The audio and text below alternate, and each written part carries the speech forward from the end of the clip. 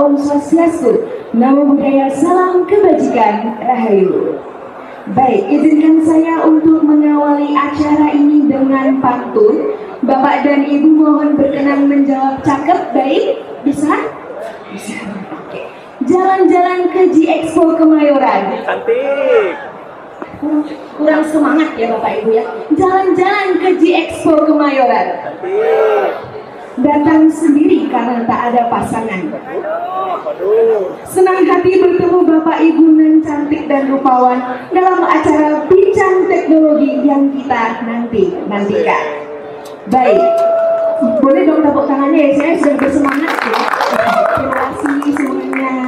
Terima kasih untuk 10.000 juta orang yang hadir di tempat ini ya. Saya sangat semangat ya membersamai Bapak Ibu sekalian. Dan untuk mungkin Bapak Ibu yang masih berjalan-jalan di area pameran atau yang sedang berada di area lounge, boleh merapat loh ke area panggung hall B1 karena di sini kita akan mengadakan bincang teknologi dan membagikan hadiah menarik bagi seluruh peserta. Baik, selamat siang kami ucapkan kepada Bapak dan Ibu peserta bincang teknologi yang berbahagia. Senang rasanya Aida Nabila selaku Master of Ceremony dapat bertemu dengan Bapak dan Ibu sekalian yang nampaknya sudah sangat antusias ya saking banyaknya ini untuk mengikuti bincang teknologi pada siang hari ini. Selama 1 jam ke depan, bincang teknologi akan membahas tentang bagaimana menyambut era transformasi industri 4.0 dengan teknologi konstruksi dan pertambangan revolusioner. Seperti yang kita ketahui Bapak dan Ibu bahwa era transformasi 4.0 ini adalah salah satu cara untuk kita mengadopsi teknologi digital, kecerdasan buatan, konektivitas, dan integrasi sistem dalam berbagai aspek produksi dan kehidupan manusia. Begitu pula dalam dunia konstruksi dan pertambangan. Maka dari itu, semua akan dibahas tuntas oleh narasumber kami yang tentunya sangat berpengalaman dan ahli dalam bidangnya. Namun sebelumnya izinkan Aida juga untuk menyapa Bapak dan Ibu peserta bincang teknologi yang hadir secara daring di Zoom. Halo Bapak dan Ibu peserta bincang teknologi yang hadir dalam Zoom. Semoga dalam keadaan sehat selalu ya, walaupun kita tidak bisa bertemu dan bertatap muka secara langsung. Namun semoga dimanapun Bapak dan Ibu berada dapat menyimak bincang teknologi ini dengan baik tanpa ada kendala suatu apapun. Disiapkan ya Bapak Ibu ya sinyalnya supaya nggak rendet-rendet gitu ya Bapak Ibu ya, jadi bisa mendengarkan presentasi kita pada siang hari ini dengan jelas gitu. Nah, bagaimana nih Bapak Ibu yang di sini, apakah sudah siap mendengarkan? Oh siap, walaupun tipis-tipis tapi Aida mendengarkan ya. Oke, tapi sepertinya ini lemes-lemes karena belum sarapan ya Bapak Ibu ya. Nanti tenang aja, habis seminar Bapak Ibu sekalian boleh menuju ke area Hall E karena di sana terdapat konsumsi ya Bapak Ibu ya yang dapat diambil dengan menukarkan uang pribadinya masing-masing ya Bapak Ibu ya. Karena dari kami tidak menyediakan, jadi monggo ditukarkan uang pribadi masing-masing di Hall E. Baik, tanpa berlama-lama lagi, narasumber kita sudah ready di depan ini, sangat tampan rupawan sekali, sedang memegang janggutnya di depan Aida ini. Beliau ini merupakan seorang product manager dari Widya Robotics. Beliau telah menempuh pendidikan S1 Teknik Mesin di Universitas Negeri Yogyakarta. Oh, ini sama seperti Aida ya, yang telah berpengalaman selama 4 tahun di bidang IoT, computer vision, robotik, dan otomasi, serta telah sukses menyelesaikan beberapa proyek seperti 3D chip, Widya Humanoid Robot, Widya Load Scanner, Smart Warehouse, dan My Metro Vending Machine. Mari kita sambut dengan tepuk tangan beliau Bapak Aji Masa Al-Mauquf. Saya persilahkan. Terima kasih. Selamat sore Bapak Ibu yang hadir secara offline dan secara daring ya. Baru saja kita disambut oleh Mbak Ida yang sangat entertaining. Terima kasih Mbak Ida. Oke, Bapak Ibu mungkin bisa di apa? Baik. Sedikit mau intro Bapak Ibu, salam kenal, saya Aji Masan dari salah satu Indonesia di bidang robotik. Jadi kami berlatar belakang startup ya. Memang kita pendatang baru di Indonesia, terutama produk load scanner yang akan kita present. Jadi kita mengawali dengan berbagai macam produk IoT seperti yang saya sampaikan di sini. Kita pernah membuat 3D CP, 3D concrete fitting. Jadi Bapak Ibu kalau pernah tahu mesin pembuat rumah, jadi di Indonesia itu belum ada. Kalau di Cina banyak, cuman di sini tidak ada ya. Jadi kita pernah bikin project seperti itu dan tapi kita nggak melanjutkan ya. Kita belum ke master. Kita membuat mesin pembuat rumah. Kalau Bapak Ibu pernah mendengar atau nanti searching di YouTube ya, 3D print concrete, dia sebuah printer untuk membuat fondasi rumah. Jadi kita pernah mengawali riset di sana dan kemudian kita berakhir di satu produk load scanner yang akan kita fokuskan ya, terutama memang market kami ada di Indonesia. Jadi kami adalah grup dari berbagai macam sister kami. Kalau dilihat di sini ada banyak sekali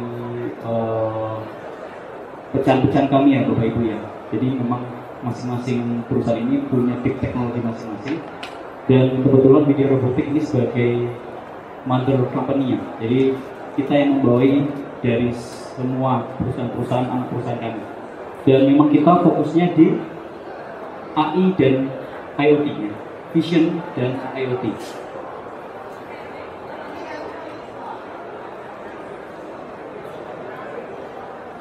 Baik, secara global saja Bapak profil kami. Jadi kami berdiri sejak tahun 2018. Kita startup yang berangkat dari Jogja. Kebetulan kita memang satu kolega ya, jadi seumuran semua, co-founder. Kita berangkat di tahun 2018. Kemudian kita diinvest oleh investor dari luar tapi berkeluarga negeri Indonesia. Dari setelah journey kita dimulai 2018, 19 sampai 2024, alhamdulillah kita sudah rilis satu produk yang mass pro, yang kita sudah mendapatkan segmen marketnya, kita punya ide produk yang diterima ya, dan produk tersebut adalah load scanner. Di lain load scanner, kita memang berfokus pada vision, AI dan vision. Jadi AI yang kita pakai adalah vision kamera. Jadi AI itu banyak ya, big data termasuk AI, kemudian seperti Tesla punya kamera dipakai untuk mendeteksi objek itu juga AI ya. Macam-macam, cuman sensor yang kami pakai adalah kamera, vision. Jadi kita berada vision. Kita juga berpengalaman di Indonesia terutama ya, kita belum keluar dan sudah banyak beberapa penghargaan yang kita raih, dan kita bekerja sama juga dengan Kementerian Perindustrian untuk meningkatkan value karya bangsa, karena memang purely kami memang basisnya R&D, jadi hampir 70% itu kita produksi sendiri. Meskipun secara TKDN load scanner ini mendapatkan skor 59, antara 51 atau 59. Jadi memang 50% itu artinya hampir 50% adalah pure dari produk kita produksi, kita riset. Sisanya kita ambil dari brand lainnya. Artinya itu ada brand luar ya, dari Cina maupun Indonesia. Mungkin sedikit kita share dulu video tentang apa itu load scanner.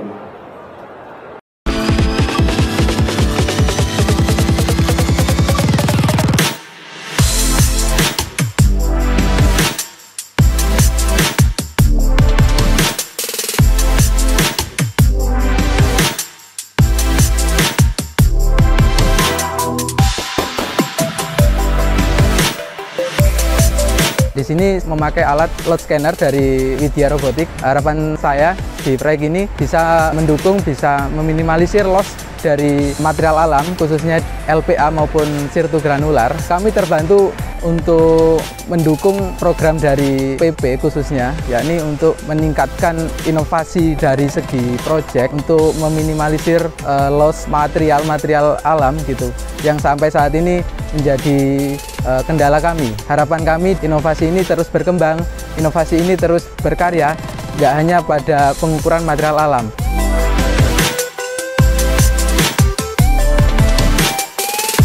Awalnya saya mengukur material alam itu manual ya, harus naik ke dump truck, mengukur manual dengan meteran, jadi membutuhkan waktu yang cukup lama dan tidak efisien. Dengan adanya alat load scanner ini, sekarang saya bisa lebih cepat untuk mengukur material, pengukuran maupun pembongkarannya, dan meminimalisir terjadinya loss volume.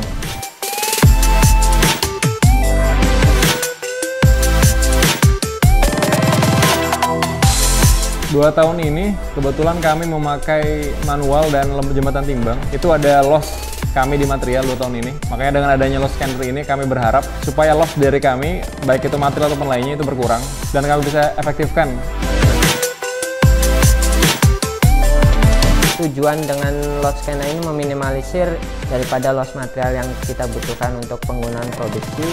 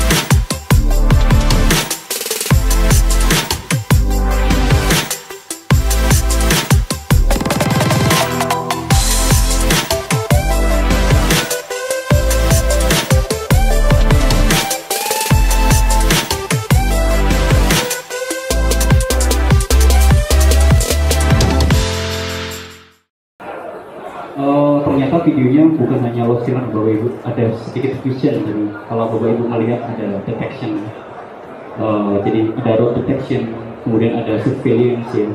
Itu memang salah satu dari produk kami yang kita kembangkan. Cuman memang saat ini memang masih belum se-mass pro loss scanner. Baik, mungkin saya akan sedikit mereview dari loss scanner terlebih dahulu. Banyak customer kami yang menilai salah satu benefit dari loss scanner adalah mengurangi loss pada material. Jadi seringkali kerugian akibat perhitungan material itu sangat besar. Ini di dunia konstruksi. Ada teman-teman kami yang bercerita di dunia tambang itu lebih ngeri lagi. Kerugian material itu bisa ratusan miliar. Sehingga ini kalau kita scale up ya, menjadi salah satu masalah utama dalam sebuah perusahaan. Maka salah satu benefit yang kita tawarkan adalah menghitung sebuah volume material dengan cepat dan akurat. Itu tagline yang memang kita desain di load scanner.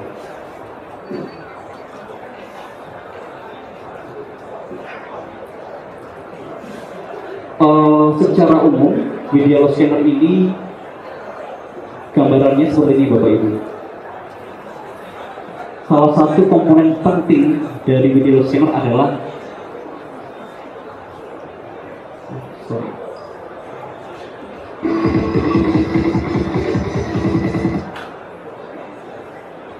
salah satu komponen penting di video load scanner adalah sensor lidar. Pointer saya tidak bisa melihat dengan jelas, sangat kecil di sini. Nah, di atas ini ada sebuah sensor yang kita attach sebagai pemindai, alat pemindai. Komponen tersebut menaruh komponen yang paling penting pada alat kami karena geometri permukaan material maupun dari bak itu dipindai melalui sensor kami, yaitu sensor lidar. Sensor lidar ini prinsip kerjanya menggunakan gelombang cahaya. Jadi beda seperti radar ya. Radar menggunakan suara. Kemudian ada beberapa sensor yang lainnya. Kalau lidar menggunakan gelombang cahaya, tentunya ada plus dan minusnya. Kemudian sensor tersebut kita gunakan untuk mendeteksi permukaan dan kemudian permukaan itu kita olah dan kita hitung sehingga keluarlah outputnya berupa volume. Sekilas seperti itu. Jadi proses yang terjadi di sini harus memindai objek yang akan kita ukur.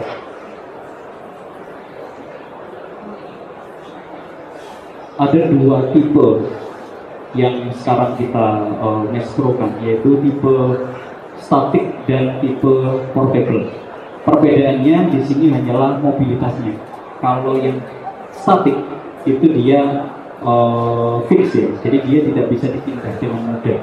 Biasanya dipakai di set yang memang tidak berpindah-pindah, yang memang dipermanenkan dipasang load scanner. Contoh di basic plan ya. Jadi banyak customer kami memasang load scanner ini sebagai pembanding. Pun mereka mendapatkan nilai dari jembatan timbang, tapi tetap membutuhkan load scanner karena outputnya beda. Kalau jembatan timbang volume, massa ya, satuan kilogram atau ton. Kalau load scanner satuannya kubikasi, volume. Jadi kedua satuan itu dibutuhkan oleh konstruksi sebagai pembanding. Karena kalau misal dari tonase ke volume itu kan ada salah satu variabel yang sangat dinamis ya, yaitu massa jenis. Dan itu sangat tergantung dari kondisinya. Sekalipun kita sudah dapat di laboratorium sekian, cuman bisa jadi realisasinya berbeda. Sehingga kenapa di konstruksi memasang dua. Biasanya yang statik dipasang di base plan untuk kita bandingkan. Kemudian yang portable ini kalau Bapak Ibu lihat dia di-attach pada sebuah antenna. Jadi ya fungsinya untuk berpindah ya. Jadi use case yang biasa dipakai oleh customer kami, misalnya proyek jalan tol ya, yang memang sekarang lagi belakangan ini lagi sangat tinggi. Salah satu customer kami PT HKI, PT PP ya, Wika. Tapi kalau yang di jalan itu HKI. PT HKI memang salah satu konsorsium terbesar di Indonesia yang fokusnya jalan tol. Jadi Trans Sumatera, Jalan Tol Sumatera, IKN, kemudian jalan tol sekarang di Jawa itu Probowangi ya, yang masih dibangun ya. Kalau dari Jakarta sampai Probolinggo itu kan sudah terbangun. Yang sekarang lagi jalan dibangun adalah Probolinggo sampai Banyuwangi. Itu juga salah satu proyek strategis nasional yang dikejar dan kebetulan alat kami sangat dibutuhkan di sana karena ternyata bermanfaat. Karena di sana prosesnya itu sangat cepat, menghitung secara manual sangat lama, hasilnya juga akurat, sehingga itu kenapa kami sangat dibutuhkan di konstruksi tersebut ya, di proyek jalan tol. Terutama di KN kemarin kita banyak banget alat yang kami dipasang di sana proyek.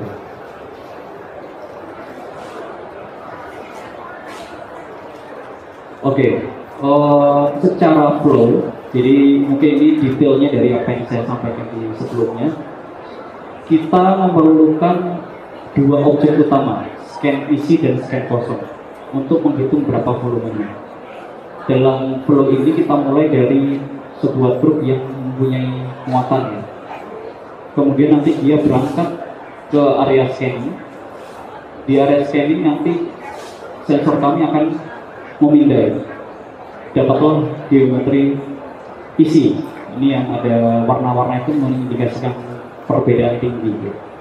Kita mendapatkan profil dari material yang membumbung.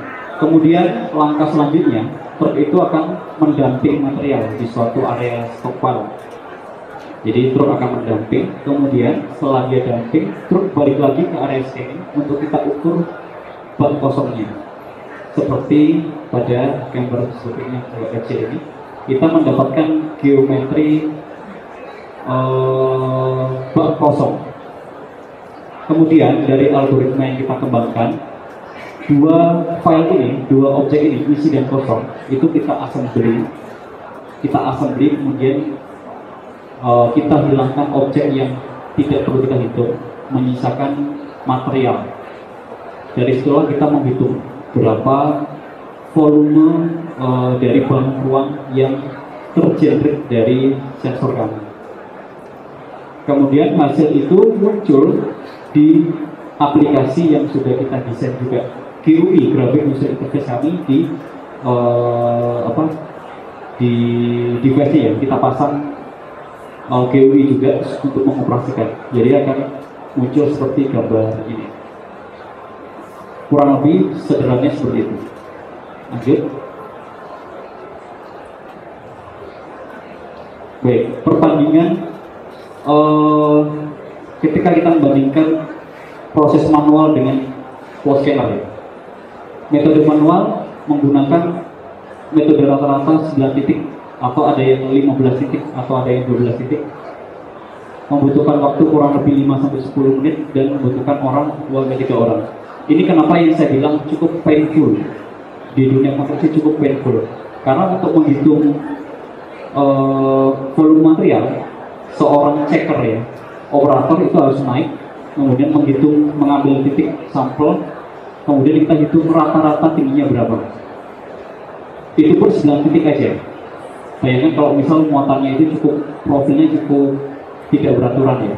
Artinya secara logika kita harus mengambil banyak titik untuk meningkatkan akurasinya. Sedangkan nggak mungkin dalam dunia konstruksi itu ditambah lagi, itu akan memperpanjang waktunya.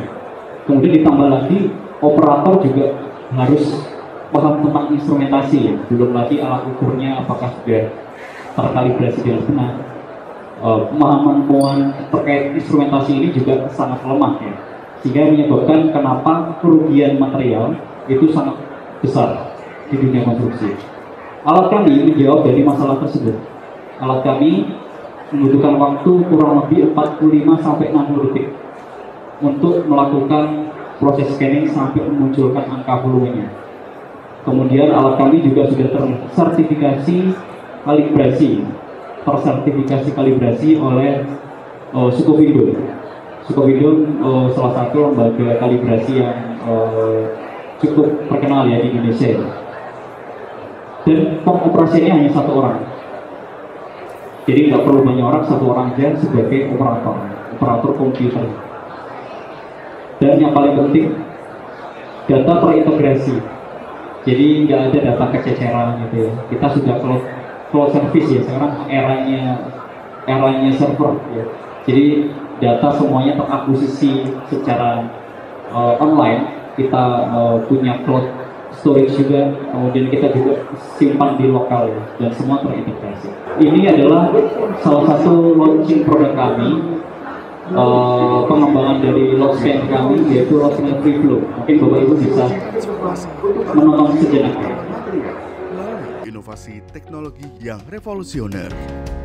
Inilah solusi terdepan untuk akurasi pengukuran material.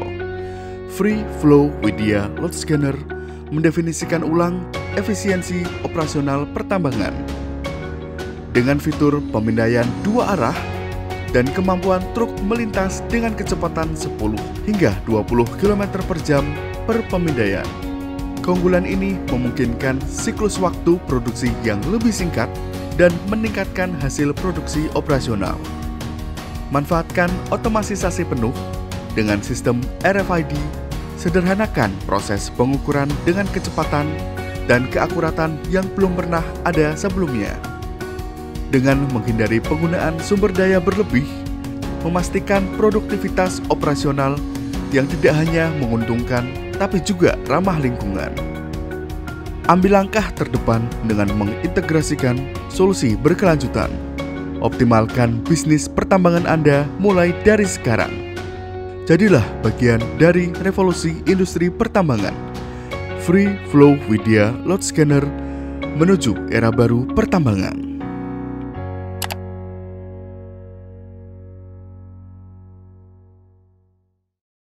Kami mendapat banyak sekali feedback dari customer kami terkait penggunaan load scanner di tambang. Ternyata cukup painful, 1 menit cukup painful. Kalau di konstruksi mungkin tidak begitu painful ya, karena 5 menit versus 1 menit itu cukup berbeda. Tapi kalau di tambang ternyata nggak bisa diterima loh. Itu sebabnya di tahun 2024 kita berencana untuk mengembangkan salah satu varian terbaru dari load scanner yang kita sebut dengan free flow load scanner. Apa bedanya dengan load scanner yang versi 1? Free flow mengizinkan kendaraan untuk berjalan. Kalau load scanner yang versi 1 kan dia harus berhenti, kemudian nanti sensor kami berputar dalam waktu 1 menit tersebut. Tapi kalau free flow, kendaraannya jalan, jadi nggak perlu berhenti. Jadi nanti kendaraan akan didetek oleh RFID, tadi ada kata-kata RFID, jadi kita pasang otomasinya dengan RFID, kendaraan terdetek, sistem kita ready, kemudian nanti kendaraan jalan saja dan kita akan memindai.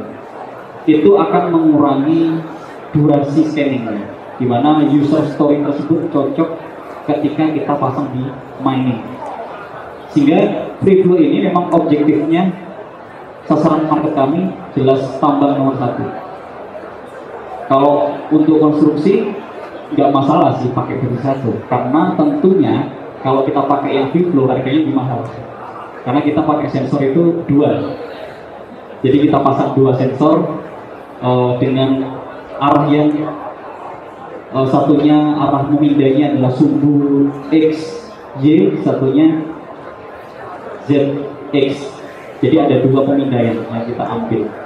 Sensornya nambah, kemudian secara computingnya juga, artinya PC-nya juga naik ya. Tapi bagi sektor tambang bukan hal yang painful ya, ketika benefitnya memang meningkatkan efisiensi atau mengurangi kemacetan. Karena truk datang itu bisa puluhan. Kalau dia di scan 1 menit, itu yang paling ujung misalnya ada 20 truk, itu mungkin 30 menit kemudian baru jalan ya. Itu supirnya udah melempar material tuh ke operator, ini lama gitu. Jadi itu sebabnya kita mengembangkan satu varian load scanner yang kita sebut dengan free flow. Tahapan free flow ini kita masih tahap 60% pengembangan. 70% nanti kita akan hadirkan prototipe-nya. Kebetulan di pameran ini kita tidak menghadirkan ya, kita hadirkan yang versi 1. Tapi ketika nanti ada customer yang memang cocok dengan bisnis ini, nggak apa-apa, karena kita sudah open ya untuk membuka ketika nanti ada yang dengan free flow. Meskipun produk ini memang masih dalam prototype ya. Oke, secara singkat ya, ini sama dengan saya sampaikan, solusi terbaru dibangun dalam teknologi yang canggih. Free flow dia memungkinkan pengukuran volume secara akurat dan real time tanpa memerlukan truk pengangkut untuk berhenti. Jadi yang menjadi faktor pembeda utamanya adalah V1 load scanner yang kita pasang di booth itu truknya harus berhenti. Cuman kalau yang free flow truknya harus jalan saja. Cuman mempunyai batasan kecepatan. Saat ini kita merekomendasikan kecepatan di antara 10 km per jam sampai 20 km per jam. Kalau kita jalan itu jalan kaki itu kurang lebih kecepatannya sekitar 1-2 km per jam ya. Jadi 10 itu normal kendaraan ketika tanpa digas. Jadi dia jalannya itu kurang lebih segitu kalau kita mau membayangkan ya 10 km seperti apa. Cuma apakah bisa ditingkatkan? Bisa. Tapi limitnya sampai 20 km per jam. Lebih dari itu akurasinya akan sangat turun drastis. Karena terkait dengan data yang kita ambil ya, frekuensi lidarnya itu dia tidak bisa meningkat. Desain free flow dapat melakukan pemindahan dua arah, sama seperti V1. Jadi dari arah, misalnya arah truknya utara ke selatan, nanti bisa dibalik juga selatan ke utara. Gitu. Jadi bolak-balik itu nggak masalah. Kecepatan truk 10-20. Nah ini kalau kita gathering di lapangan rata-rata memang truk itu kecepatannya 10 km per jam itu nggak masalah. Kalau misalnya dia harus jalan gitu ya, daripada berhenti gitu. Ini dari riset kami. Kemudian kita tambah otomasi menggunakan RFID. Ya ini sudah bukan hal yang baru, semuanya serba otomasi. RFID ini salah satu teknologi yang simpel juga untuk kita integrasi. Dan banyak yang pakai ya di industri itu udah pakai RFID. Jadi tinggal pakai yang sudah dipunya, tinggal integrasi seperti itu. Produksi dalam waktu singkat, ya ini efisiensinya meningkat. Secara alur nanti kita ada pasang traffic light sebagai trigger untuk truk itu masuk atau enggak gitu. Sistem kita ready atau enggak, intinya seperti itu. Ketika berwarna hijau, truknya jalan aja, nggak usah berhenti. Sistem kami mendetek RFID-nya, kemudian di RFID itu kan ada identitas truk ya, seperti itu, langsung masuk. Kemudian sistem kami akan mengambil data geometri dari truk tersebut, masuk ke PC, kemudian langsung diolah datanya. Jadi langsung keluar real time. Bayangkan sebuah truk jalan saja selesai gitu. Dibandingkan dengan yang V1 yang dia harus berhenti 1 menit baru jalan. Jadi jelas ya, sangat signifikan efisiensinya. Tentunya kalau kita bicara RFID atau otomasi itu punya limitasi ya. Semakin otomatis itu semakin strict. Pasti akan mengikuti sebuah aturan yang baku gitu. Jadi di sistem kami perlu ada sebuah pendaftaran RFID ya. Seperti halnya ketika kita mendaftarkan RFID pada truk, masukkan semua identitasnya supaya nanti ketika di scan oleh reader RFID dan load scanner itu sudah terdetek identitasnya. Baik, ini adalah video simulasi Bapak Ibu. Kami spill sedikit dari hasil riset kami, simulasi menggunakan komputer. Ini menggunakan kereta, karena jadi kebetulan kita ada bukan kerjasama ya, kita di-challenge oleh PT Kereta Api. Jadi PT Kereta Api punya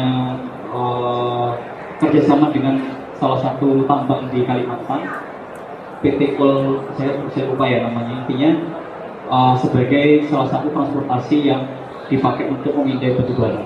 Kemudian menjadi masalah karena proses perhitungan bara ini masih banyak sekali kecurangan, nggak presisi, sehingga ada loss yang sangat besar. Sehingga ini kenapa simulasi kami menggunakan kereta ya, karena baru-baru ini kita baru meriset kereta. Jadi di sebelah sini, di sini ada kereta Bapak Ibu, kereta berjalan ya. Nah, biru-birunya adalah area sensor kita, area sensing. Dia jalan, kita akan mendapatkan geometri. Yang bawah ini sama, tapi ini ada materialnya. Jadi dua ini gerbong isi dan gerbong kosong. Kemudian hasil rekonstruksinya ada di sebelah kanan.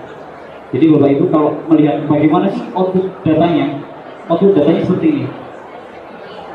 Dia berupa point cloud ya. Kita sebut dengan point cloud. Jadi sebuah poin-poin yang membentuk geometri ya, untuk sebuah balon ruang. Kemudian di bawah juga sama, ini point cloud isi dan kosong. Dari sistem kami, setelah kita mendapatkan dua data ini ya, kosong dan isi, maka kita bisa mendapatkan yang di tengah ini. Jadi kita memfilter bagian yang tidak kita hitung, kita delete. Tersisa hanya material saja. Jadi kalau di bikin 3D terus kita bikinkan solid itu adalah kurang lebih bentuknya seperti ini. Nah, setelah bentuknya seperti ini barulah kita hitung Bapak Ibu.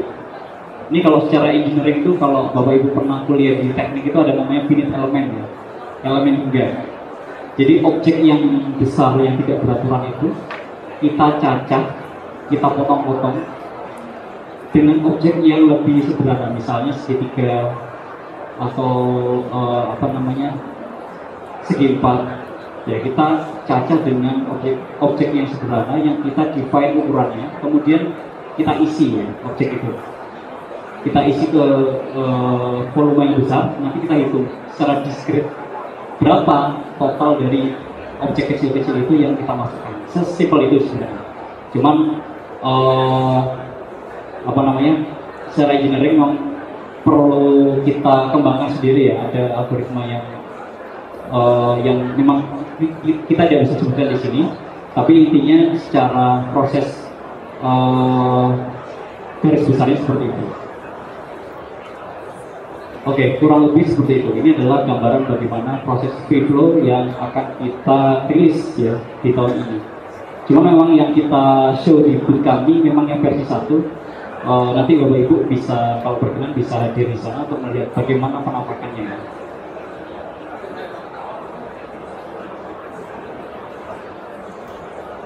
Sektor free flow yang kita sasar adalah pertambangan nomor 1, kemudian konstruksi, basic dan kereta api. Jadi use case ini sangat cocok dipakai di pertambangan.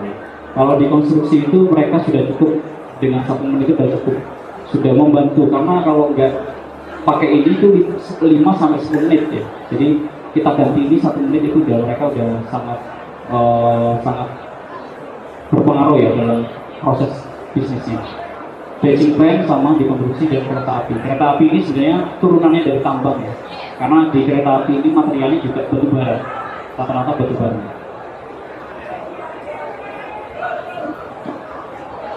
Baik, mungkin dari saya cukup sekian Bapak Ibu. Sangat terbuka untuk ketika Bapak Ibu ada pertanyaan kita diskusi. Terima kasih. Saya balikan ke Mbak Aida. Luar biasa sekali ya presentasi dari Mas Aji. Ini sangat menarik sekali. Berarti tidak lama lagi Widya juga akan melaunching produk free flow ya Mas ya? Iya, betul. Kira-kira boleh di-spill bulan apa tuh Mas untuk bisa ready dan digunakan oleh yang memerlukan? Oke, sebenarnya kalau bulan berapa itu mirip seperti mobil. Kan mobil itu kalau mau rilis mobil baru yang cukup revolusioner itu kan dia akan pasang yang desain konsep ya di sebuah pameran gitu. Biasanya itu rilisnya 1 tahun kemudian. Ini mirip dengan seperti itu Bapak Ibu. Jadi memang di tahun ini kita masih rilis prototype, dan kalau perhitungan kami itu mungkin bisa ready di tahun depan untuk rilis di produk yang sudah pro. Oke, berarti ini luar biasa ya peningkatannya. Ada tadi menggunakan private light, ada juga pemindaian 2 arah, dan yang case-nya itu memang beberapa tadi ada yang menggunakan ini berarti masih operator manual ya, satu-satu masukin, dan sekarang kita sudah hadir dengan teknologi RFID, betul? Betul sekali. Ya. Jadi RFID ini sebenarnya bukan teknologi yang baru. Jadi ya kita integrasikan karena sudah banyak industri yang memakai teknologi tersebut. Jadi kita pilih itu sebagai supporting di teknologi utama. Oh, oke. Mungkin boleh Bapak Ibu yang ada di sini kita beri tepuk tangan dulu buat Mas Aji atas presentasinya. Oke. Nah, ini dari materi yang sangat luar biasa ini saya menangkap isinya. Mungkin Bapak Ibu yang ada di sini ingin bertanya secara langsung kepada Pak Aji untuk memperjelas lagi ini apa sih, mungkin pengen lebih jelas free flow ini apa sih, kelebihannya apa sih, keunggulannya apa sih, yang lebih jelas ya. Mungkin dari Bapak Ibu yang hadir di sini, adakah yang ingin bertanya? Dan yang jelas nanti apabila Bapak Ibu ada yang bertanya, kami akan memberikan merchandise menarik bagi Bapak Ibu semua. Adakah di sini Bapak Ibu yang ingin bertanya kepada Pak Aji? Mungkin bisa angkat tangannya setinggi langit di angkasa. Oh, ada Mas, sebentar ya, saya sampai musik aja. Silakan boleh perkenalan diri dulu ya Mas ya, nama juga asal. Terima kasih. Perkenalkan saya Farid dari Telkomsel. Tapi dengan itu boleh tahu nggak bisa data yang dikirim? Lalu memungkinkan nggak datanya dikirim lewat komunikasi orang atau NDL atau komunikasi lainnya? Baik, mau langsung dijawab atau ditanggung dulu Mas Haji? Terserah. Kita sambung dulu ya, mungkin ya sambil oke, baik, silakan dulu perkenalan dulu. Saya mau kalau ada fitur untuk alat cuaca hujan. Karena setahu saya scanner yang itu kan kadang-kadang ada hujan ya, mungkin cuaca yang kasar seperti itu. Terima kasih. Baik, pertanyaan yang bersama data dan pertambahan fitur anti hujan adalah lagi satu lagi. Oh ada. Antusias sekali ya peserta yang hadir secara online di bincang teknologi kali ini. Monggo silakan. Baik, terima kasih. Perkenalkan saya Stephen dari PT Teknologi. Saya ingin bertanya terkait dengan load scanner fitur tadi. Ini kan masih dalam tahap pengembangan. Kira-kira untuk target tingkat akurasi dengan kecepatan 10 sampai 20 km/jam tadi berapa? Kemudian adakah range kira-kira akurasi dengan kecepatan ketika kurang dari itu atau lebih dari itu? Terima kasih. Oke, baik. Ada yang rangkum tadi ada 3 pertanyaan. Terima kasih kepada bapak-bapak ini yang sangat antusias. Ada besaran data, perkembangan fitur anti hujan dan target akurasi. Monggo silakan, Pak Edi silakan. Mau yang dijawab yang mana dulu? Saya persilakan. Terima kasih Bapak Ibu. Mungkin saya mau mulai dari Pak Adit terlebih dahulu ya, terkait berarti itu infrastruktur untuk data akuisisinya ya gitu. Jadi memang apakah alat kami ini bisa disupport menggunakan LoRa? Sebenarnya kita balik ke use case di lapangan Bapak Ibu. Jadi kalau di lapangan itu kalau yang sekarang kita pakai ya memang banyak menggunakan cloud service ya, karena dari middle management itu nggak perlu datang ke site ya, dia langsung akses di dashboard yang kita sudah online kan, akses URL-nya kemudian nanti dari middle management itu bisa melihat history scanning-nya. Tapi nggak menutup kemungkinan kalau misalnya memang kita mau menggunakan LoRa, karena itu kan infrastruktur untuk komunikasi datanya saja ya. Kalau yang kita pakai sekarang pakai internet, nanti diganti pakai LoRa gitu kan, nggak masalah. Cuman perlu dipertimbangkan juga mungkin jangkauannya ya, apakah kita kan perlu pasang repeater atau transmitter ya di beberapa area itu untuk sebagai transmisinya. Nah, itu memang perlu dikalkulasi kebutuhannya berapa dan apakah memang reliable. Jadi saya akan kembalikan ke kebutuhan customer. Nah, biasanya kami akan kembalikan mau infrastrukturnya mesti apa gitu. Kami juga melayani yang sifatnya menggunakan API. Yang sejauh ini kan memang banyak ya. Jadi ketika mau diintegrasikan lewat API aja gitu, karena lebih simpel lewat internet ya. Jadi atau intranet yang sudah ada di customer yang sudah dibangun. Jadi kalau misal mau dipakai LoRa itu tinggal kita ganti di komunikasinya aja. Jadi datanya mau diakusisikan lewat internet atau lewat LoRa. Dan nanti tinggal dari customer memilih yang mana gitu. Kalau customer ada infrastruktur LoRa mungkin bisa pakai itu biar lebih murah gitu ya. Tapi kalau pengalaman kami dari semua produsen, semua customer di konstruksi ya, seperti HKI, Hika, PP itu mereka jarang punya infrastruktur LoRa. Nah, jadi seringnya menggunakan internet. Jadi mungkin seperti itu, cukup ya. Terkait besar data itu bagaimana? Oke, besar datanya. Jadi satu file atau kita sebut dengan satu tiket ya. Satu tiket itu terdiri dari 4 foto capture CCTV, kemudian 3 file point cloud yang sudah kita reduce ukurannya. Berarti ada 7 file dan data semacam informasi saja ya. Kurang lebih itu nggak nyampe 2 MB. Iya. nggak nyampe 2 megabit. Tapi data itu sudah kita reduce sebenarnya. Jadi memang yang kita kirim ke server itu bukan data yang sebenarnya. Karena kebutuhan server di online itu kan hanya menampilkan ya, tidak menghitung. Karena proses kalkulasinya ada di lokal PC. Jadi secara arsitekturnya itu PC kami kita setup sebagai lokal dan sebagai seperti on-premise server ya. Di sana sebagai storage untuk dokumen-dokumen kita simpan dan kita olah. Yang kita sinkronisekan ke server itu adalah dokumen yang reduce. Makanya kurang lebih besarnya tiap file itu 2 MB. Kurang lebih seperti itu Pak. Cukup ya Pak ya? Oke. Mungkin lanjut ke Pak Bowo ya? Pak Bowo, iya Mas. Terkait dengan air hujan. Air hujan itu ya? Benar-benar. Jadi Pak Bowo benar sekali. Ya benar sekali. Jadi salah satu weakness-nya LIDAR ya. Karena LIDAR itu kan sensor cahaya. Dia mentransmisikan gelombang cahaya dengan panjang gelombang tertentu, mirip sama infrared ya.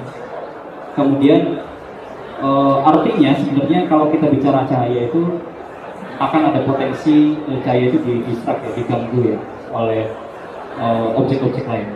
Tidak menutup kemungkinan ketika kena air hujan.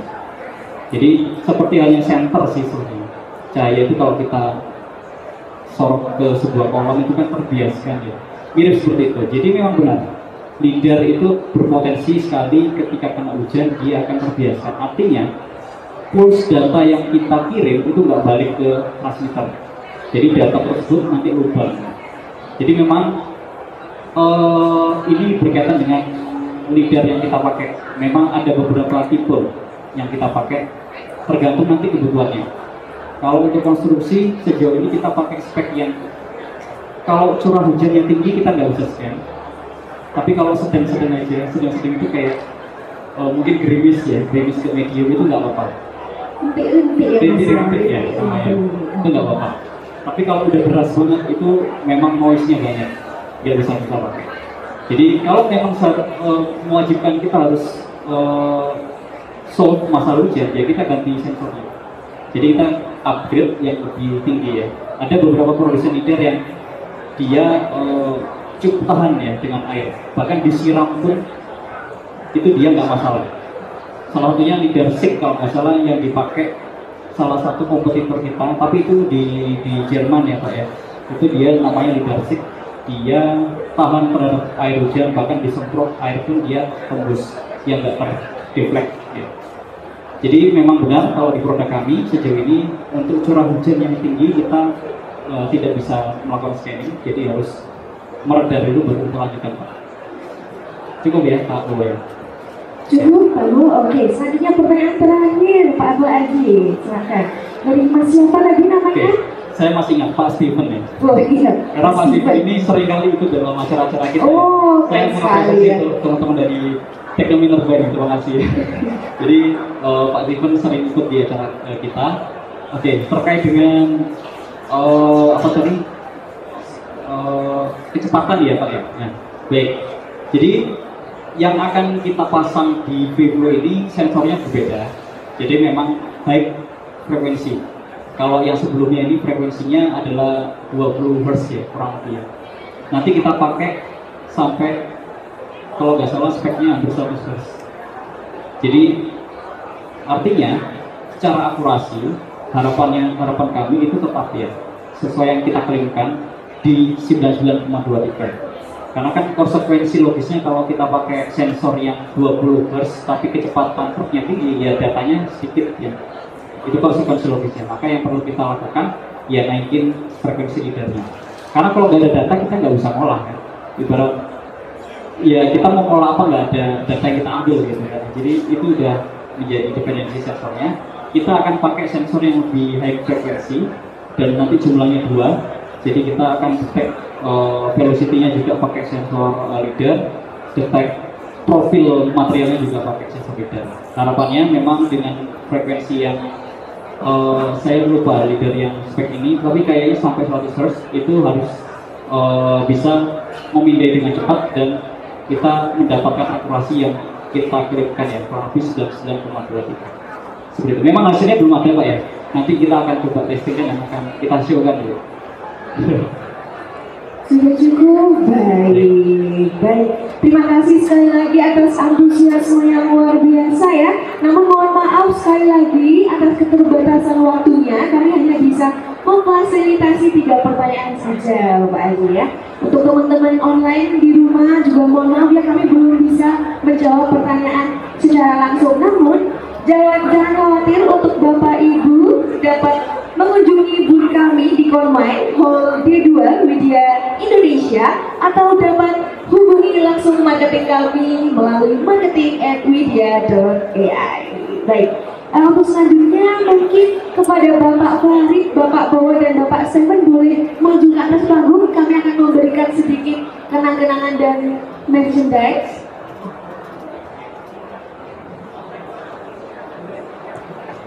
Iya, boleh dibantu untuk dokumentasi ya Mas Rosa ya. Oke.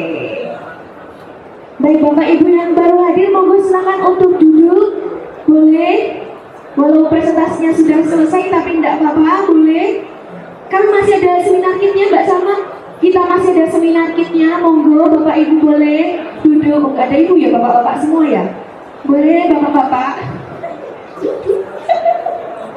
Yuk, monggo Bapak. Bapak boleh ditelepon ya.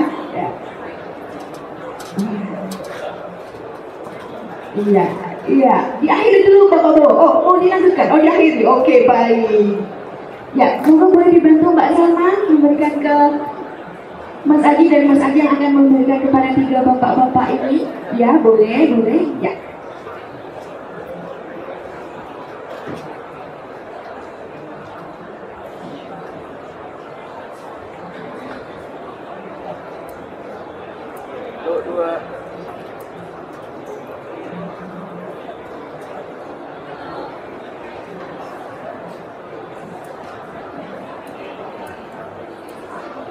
Oke, yang terakhir ke Bapak Steven. Iya. Oke, kita foto bersama ya, bersama-sama bertiga bersama Pak Haji juga. Oke. Yuk dihitung Mas Osa. 1, 2, 3, satu lagi. 1, 2, 3. Baik, terima kasih. Mohon untuk kembali ke tempat duduk.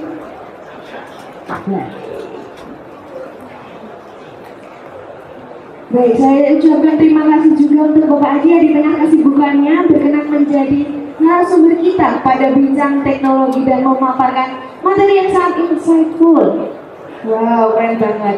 Sebentar Mas ya, kita belum mengucapkan kata-kata perpisahan ya. Ini semoga kita dapat berjumpa ya Mas ya di lain waktu dan di lain kesempatan. Widya mau presentasi di mana lagi Mas? Saya siap menjadi MC-nya, bisa dibayar. Itu nggak masalah, itu bisa dinego. Iya, kalau telepon CEO-nya ya, saya mau menjadi MC tetap di media. Apa? Boleh. Boleh, itu dibincangkan di belakang panggung saja ya Mas yang membuka di sini ya. Oke, terima kasih Bapak Adi apabila mau kembali ke tempat duduk. Baik, Bapak Ibu peserta bincang teknologi yang saya hormati, tak terasa sampailah kita pada penghujung acara. Saya Aida Nabila selaku Master of Ceremony dan segenap panitia yang bertugas memohon maaf apabila kami dalam membawakan acara ini banyak salah serta kurang. Kami akan kembali untuk peserta yang hadir secara offline maupun online untuk dapat mengisi formulir kehadiran. Baik, akhir kalimat saya ucapkan terima kasih dan sampai jumpa dalam bincang teknologi selanjutnya. Wassalamualaikum warahmatullahi wabarakatuh. Om Shanti Shanti Nama Budaya. Salam kebajikan, rahayu bagi kita semua. Terima kasih.